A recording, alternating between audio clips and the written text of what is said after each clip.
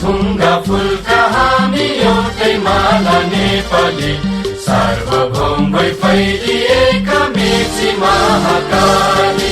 सयौं थुङ्गा फुलका हामी एउटै माला नेपाली सार्वभौम भई फैलिएका मेची महाकाली प्रकृतिका कोटि कोटि सम्पदाको आचल वीरहरूका रगतले स्वतन्त्र अटल ज्ञान भूमि शान्ति भूमि तराई पहाड हिमाल अखण्ड यो प्यारो हाम्रो मातृभूमि नेपाल